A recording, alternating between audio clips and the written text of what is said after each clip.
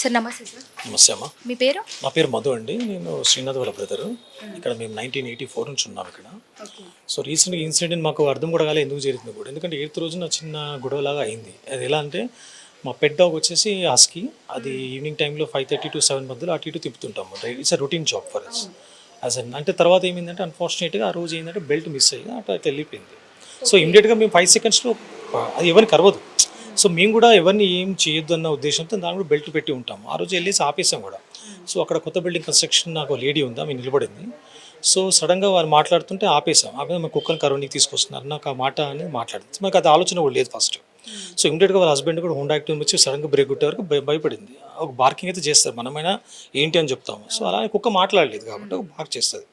So ఆ టైంలో ఏంటంటే వాళ్ళు బెల్ట్ పట్టుకున్న తర్వాత సారీ అని కూడా చెప్పాడు మా తమ్ముడు వాళ్ళకి. ఆ ధనుంజయ అతనికి సారీ చెప్పాడు, ఆ లేడీకి చెప్పాడు.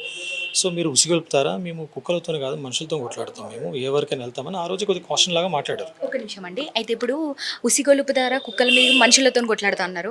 అసలు ఉసిగొలపడం ఏంటి? అసలు వాళ్ళకు మీకు ఏమైనా ఇంతకు ముందు ఏమైనా గొడవలు జరగడము అట్లా ఏమైనా ఉన్నాయా? వాళ్ళ కన్స్ట్రక్షన్ 1.5 బ్యాగ్ ల్యాండ్ ఉన్నారు ఇక్కడ.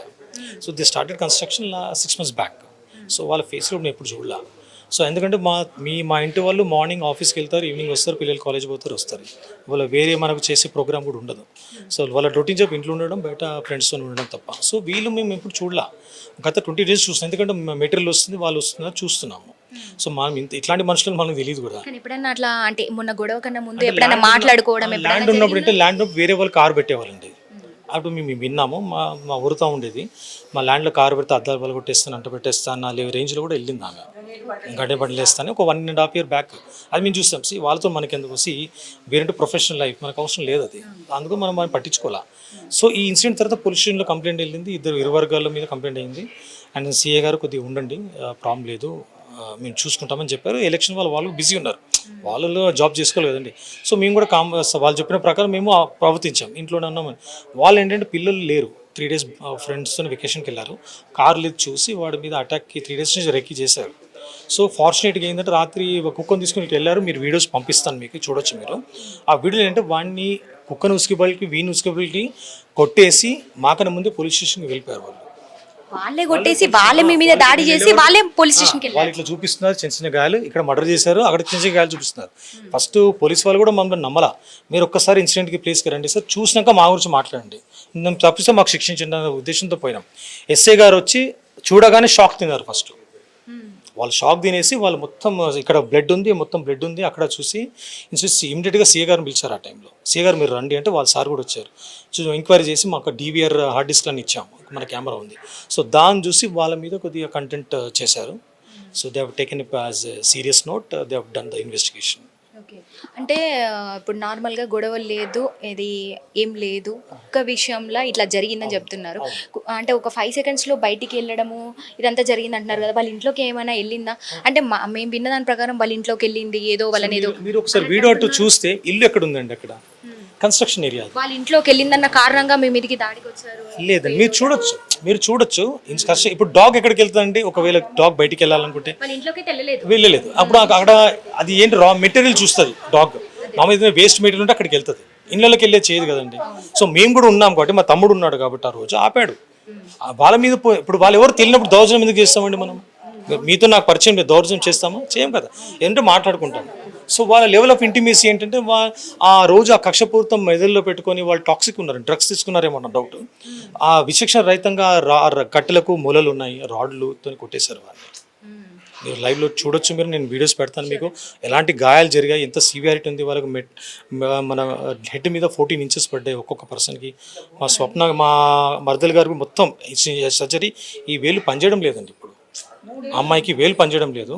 చూడండి, ఒక మూగజీవిని ఒక లేడీ తన భర్తను కాపాడడానికి వచ్చినా కూడా వాళ్ళు చంపడానికి ప్రయత్నించిన వాళ్ళు ఎలాంటి మనుషులు మీరే డిసైడ్ చేయాలి. నేను చెప్పంత కాదు, మీరు డిసైడ్ చేయండి.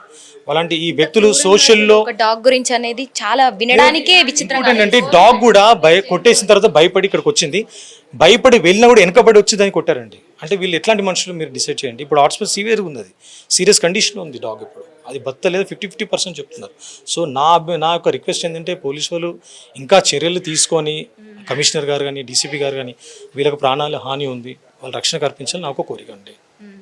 ఎలా ఉంది ఇప్పుడు మన మీ బ్రదర్ పరిస్థితి సర్జరీ ఏంటంటే కొద్దిగా ఐసీయూలో ఉన్నారు వాళ్ళు. ఈరోజు కొద్దిగా మాట్లాడుతాను తెలిసింది. ఇప్పుడు అక్కడికి వెళ్తున్నాను, వెళ్ళి నేను చూసి మళ్ళీ ఏమైనా అప్డేట్ చేయగలుగుతాను మీకు నేను. అంటే పోలీసు వాళ్ళు వాళ్ళ గాయపడిన వ్యక్తుల నుంచి కూడా ఏదన్నా అంటే రిపోర్ట్ తీసుకోవడం ఏదన్నా వాళ్ళు ఏదైనా చేస్తా అన్నారా ప్రయత్నాలు? ఇప్పుడు రిపోర్ట్ అంటే ఆల్రెడీ సబ్మిట్ చేసాం కదా. ప్రస్తుతం గాయపడిన రోజైతే మాట్లాడే సిచ్యువేషన్లో ఉండరు. సో ఇప్పుడు వాళ్ళ దగ్గర నుంచి కన్ఫర్మేషన్ ఎస్ఐ గారు వచ్చారండి ఈవినింగ్. ఎస్ఐ గారు వచ్చినప్పుడు ఆయన స్ప్రోలో లేడు. మేబీ వాళ్ళ ఇన్వెస్టిగేషన్ ప్రకారం వాళ్ళు ఈరోజు వెళ్తారేమో తీయడానికి. అది మాకు ఇంకా సిఐ గారు ఫోన్ చేశారు. సో నేను వాళ్ళతో మాట్లాడి నేను హాస్పిటల్కి వెళ్ళాల్సి ఉంది. ఏంటి ఇప్పుడు వాళ్ళని కస్టడీలోకి తీసుకున్నారా లేకపోతే అట్లా వదిలేసారా? ఏంటి పరిస్థితి ఎలా ఉంది? వాళ్ళని కస్టడీ తీసుకుని రిమాండ్ కూడా చేశారు. నేను ఈవినింగ్ యాజ్ పర్ ప్రాసెస్ చేశారు, పంపించారు. వాళ్ళు రిమాండ్ చేశారు. ఎవరెవరిని పంపించారు? ధనుంజయ్, ప్రవీణ్, ఇంకొక ఇద్దరు వాళ్ళ మరిది, వాళ్ళ తమ్ముడు, వాళ్ళ ఫ్యామిలీ మెంబర్స్ వాళ్ళందరూ. మొత్తం కుటుంబమే దాడికి వచ్చేసారు. అవునండి, అటాక్ చేశారు. ఒక్కొన్ని చూసి అటాక్ చేశారు. ఎందుకంటే వాళ్ళ పిల్లలు లేరని తెలిసింది వాళ్ళకు. 2 days నుంచి కూర్చున్నారు వాళ్ళు. సో ఎలాంటి టాక్సిక్ లెవెల్లో మనకు తెలియదు. వాళ్ళ మీరు ఆ వీడియో చూస్తే మీకు అర్థమవుతుంది వీళ్ళు కామన్గా ఉన్నారా, టాక్సిక్లో ఉన్నారా తెలిసిపోతుంది. ఇదంతా ప్రీ ప్లాన్ ఏమైనా చేసి ఉండొచ్చు. ప్రీ ప్లాన్ అండి. ఇప్పుడు ఎందుకంటే ఇప్పుడు టైం చూసుకొని వాడు ఒక 3 days నుంచి వాళ్ళ వెనకాల పడి చూసి ఎలా చేస్తూ కనుక్కొనే కదండి ఇవన్నీ చేశాడు. అంటే ప్లాన్కి ఎలా అవుతుంది, వాడు ఒక్కడు ఎలా దొరుకుతాడు వాళ్ళకు. ఈ know the everyday activity of my brother.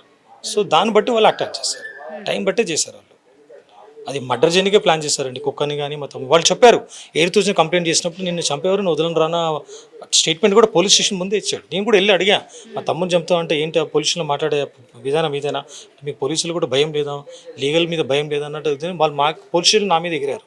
అది కూడా ఇన్ఫార్మ్ చేశాను ఎస్ఐ గారికి ఆ విషయం కూడా.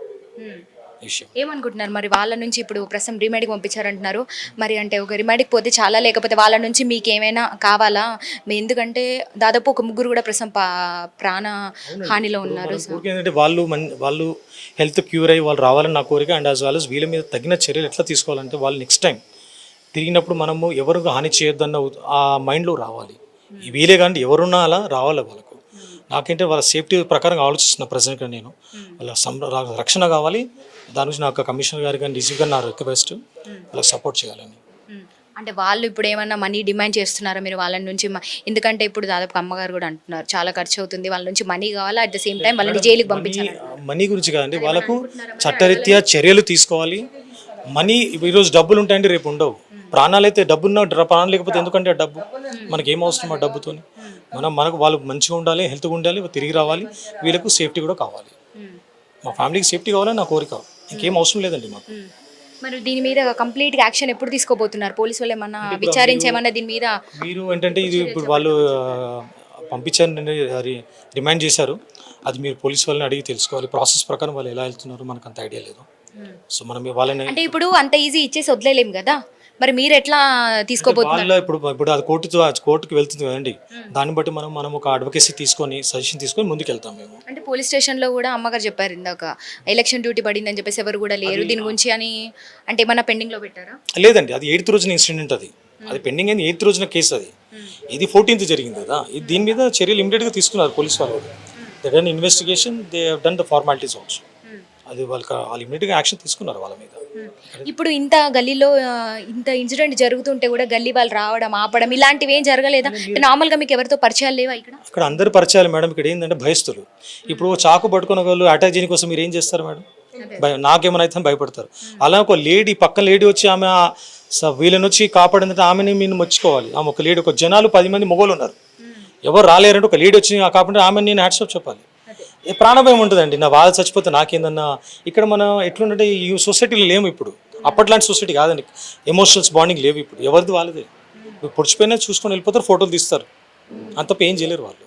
అదే అండి.